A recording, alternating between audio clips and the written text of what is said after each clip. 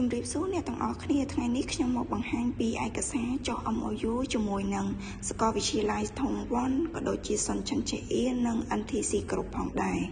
ហើយនេះគឺជាឯកសារបញ្ជាក់ពីការចុះ MOU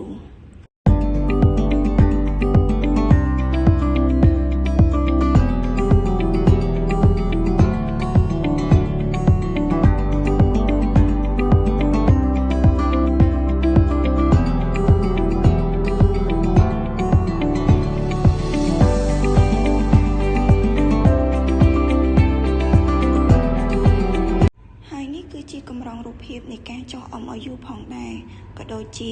សុនឆិនឆេអ៊ីធំវ៉ាន់ជាមួយនឹង NTC គ្រប់ផងដែរ